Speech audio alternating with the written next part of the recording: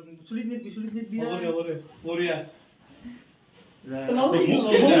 বন্ধু বান্ধৱীসকল কি খবৰ? সকলোৰে খবৰ নিশ্চয় ভাল।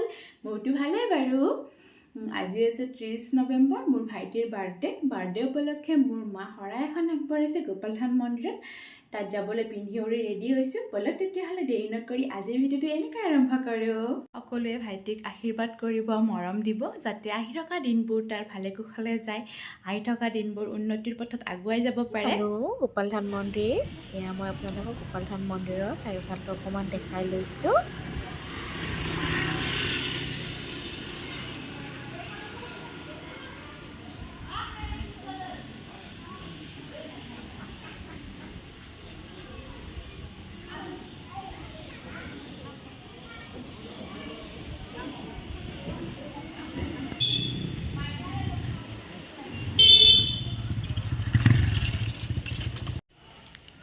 আমি আহি পালোঁ মন্দিৰ।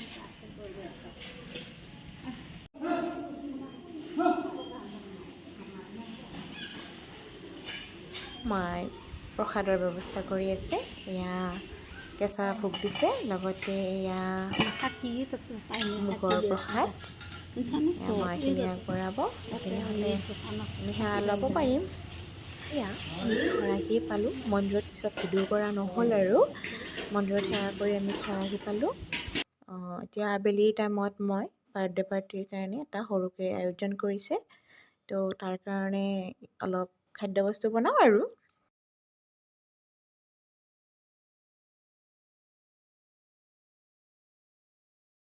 বাৰ্থডে উপলক্ষে মই আজি গাজৰ আৰু জহা চাউল মিক্স কৰি পায়স বনাম। তাৰ কাৰণে মই লৈছোঁ এয়া আমুল গোল্ড গাখীৰ, এয়া আমুল মিঠাই মেড আৰু এচামুচ ঘি, ডাঙৰ চামুচেৰে এচামুচ লৈছোঁ মই। এতিয়া বনাবলৈ ষ্টাৰ্ট কৰি দিওঁ, একেবাৰে সহজ পদ্ধতি। তাৰ কাৰণে মই এয়া কুকাৰ এটা বহাই দিছোঁ। এতিয়া মই ঘি চামুচ দি লৈছোঁ। এইখিনি গৰম হোৱাৰ লগে লগে গাজৰখিনি দি লৈছোঁ। এতিয়া গাজৰখিনি কিছু সময় ধুনীয়াকৈ ভাজি ল'ম।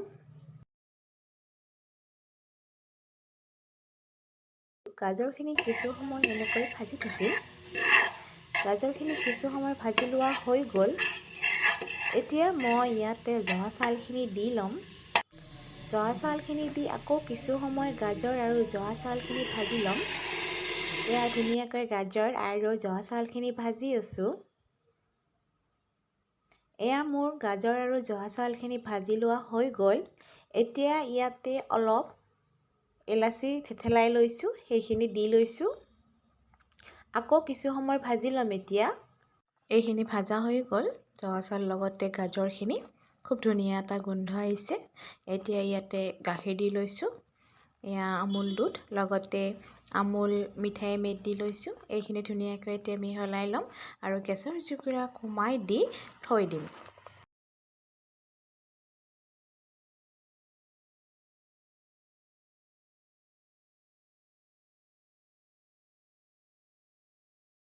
এয়া মোৰ পায়সখিনি কম জুইত ৰাখি থৈ দিছোঁ, কিছু সময় থাকিব লাগিব। এয়া মোৰ পায়সখিনি হ'বৰে হৈছে। এতিয়া ইয়াতে এয়া কাটি ৰখা নাৰিকল, খিচমিচ, কাজু, এলমণ্ড দি ল'ম। এইখিনি দি কিছু সময় আকৌ লৰাই থাকিম।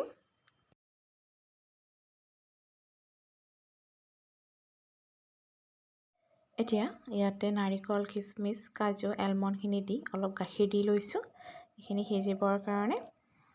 এইখিনি অলপ সময় লৰাই আছোঁ। এতিয়া মাজতে অলপ চেনি দি লৈছিলোঁ, মিঠা কমকৈ দিছোঁ একেবাৰে, কাৰণ আমুল মিঠাই মেড আছে যেতিয়া। এয়া পায়সখিনি অকণমান লৰাই লৈ মোৰ পায়সখিনি হ'বৰে হৈছে। এতিয়া মই পায়সখিনি নমাই দিছোঁ। এতিয়া এটা পনীৰৰ ৰেচিপি বনাম। মই চাহি পনীৰ বনাম। চাহি পনীৰ বনাবৰ কাৰণে এয়া মই এইখিনি যোগাৰ কৰি লৈছোঁ।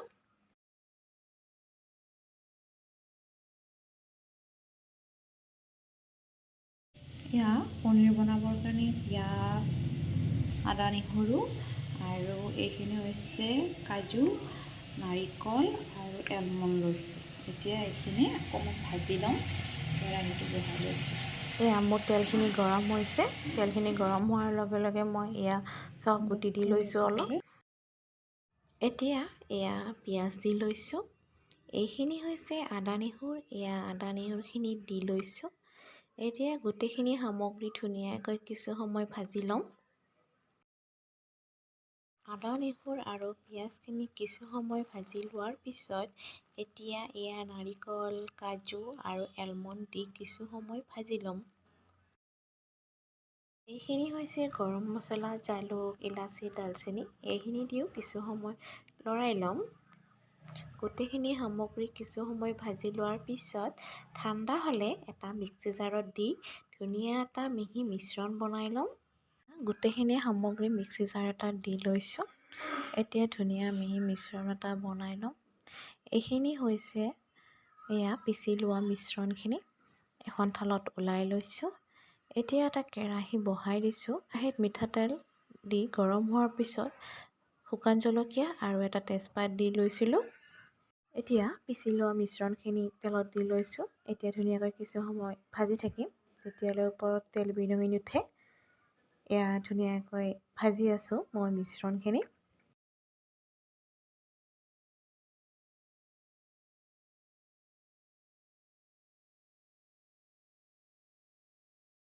মিশ্ৰণখিনি কিছু সময় ভাজি লোৱাৰ পিছত এতিয়া গাখীৰ দি লৈছোঁ যিহেতু মই চাহী পনীৰ বনাম আৰু গাখীৰেৰে বনাম বহুত ধুনীয়া গোন্ধ এটা আহিছে গোটেইখিনি মছলাৰ পৰা এয়া গাখীৰ দি কিছু সময় ভাজি আছোঁ গাখীৰ দি কিছু সময় লৰাই লোৱাৰ পিছত এয়া দেখিবৰ কাৰণে একেবাৰে ক্ৰিমি হৈছে ভাজি হোৱাৰ পিছত মই ইয়াত পনীৰ দি লৈছিলোঁ এয়া মোৰ গ্ৰেভিখন হ'বৰে হৈছে অলপ সময় পনীৰ দিয়াৰ পিছত এনেকৈ উতলি থাকিব লাগিব এয়া পনীৰখন হোৱাৰ আগে এয়া মই এচামুচ ঘি দি আৰু অলপ লৰাই লৈছোঁ এয়া মোৰ পনীৰৰ ৰেচিপিখন হৈ গ'ল এতিয়া মই বনাম ছাগলী মাংসখিনিক মই আগতে মছলাৰে ধুনীয়াকৈ মেৰিনেশ্যন কৰি ৰাখিছিলোঁ এয়া তেলখিনি গৰম হোৱাত মই ইয়াতে আদা নহৰু অলপ পিচি লৈছিলোঁ সেয়া দি লৈছোঁ এতিয়া ধুনীয়াকৈ পিঁয়াজখিনি দি কিছু সময় ভাজি থাকিম গোটেইখিনি মছলা ধুনীয়াকৈ পিঁয়াজ আদা নহৰু ভাজি আছোঁ বৰ ধুনীয়া এটা গোন্ধ আহিছে এয়া পিঁয়াজখিনি ভাজি লোৱা হোৱাৰ পিছত মই মাংসখিনি দি কিছু সময় ভাজি থাকিম এতিয়া ছাগলী মাংসৰ ৰেচিপি নিদিওঁ মই এনেকৈ ভাজি লয় লাষ্ট আপোনাক যেতিয়া মাংসখন হ'ব তেতিয়া দেখাই দিম বাৰু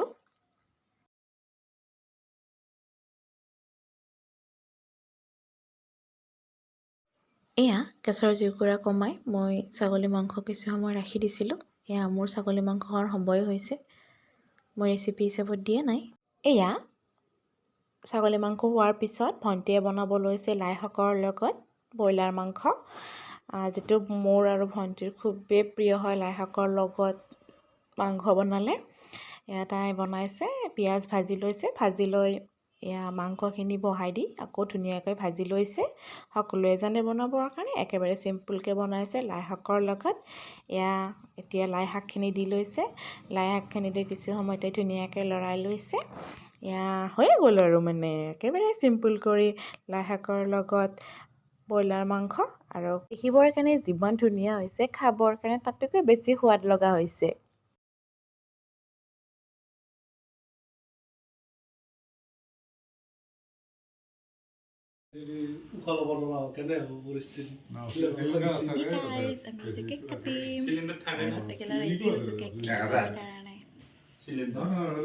মেডিকেল ইউনিট কি ইউনিট থাকে আছে আমি খাওয়া নাই দেখা নাই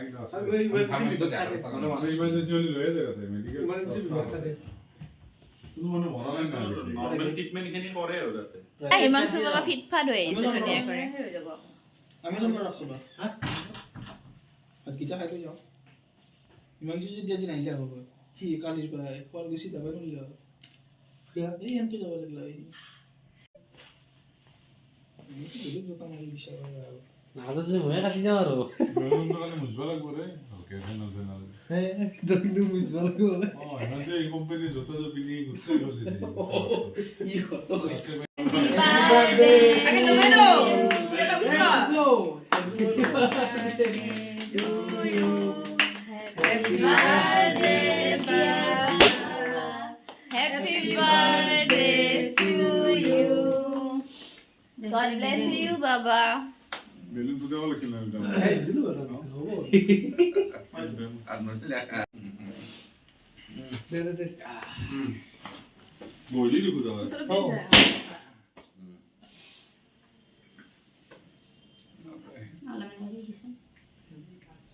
বাকিটা খুঁজে দিই তোমাক বেছিকে খুৱাই দিব লাগে লগে দি গালে চালে ওই মঞ্জু আকবরি যা আলো পিছে চুলিত নে বিয়া হ'ব দে বঢ়িয়া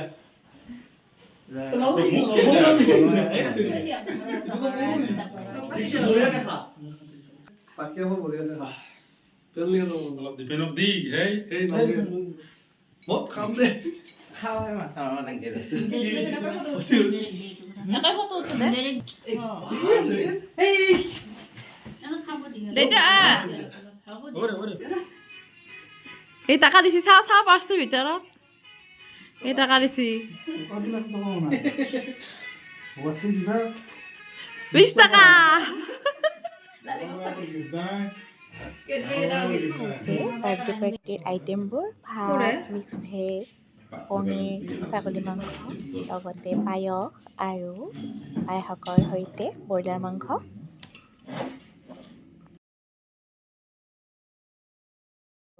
পাৰ্টি হৈয়ে গ'ল এতিয়া আমি খাবলৈ লৈছোঁ তো আমি খাই লওঁ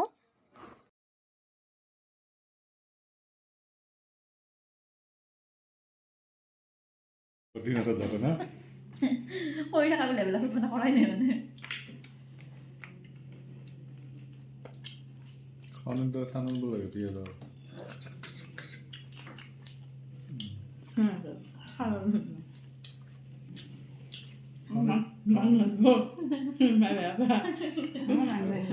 খাওয়ানোর কি তোমার খাওয়ানোর মাকটুটো একেবারে হরে কিমান খাই দেখোন হয়নে খাওয়ানোর মাকটু মাছ খাওয়া না খাওয়া না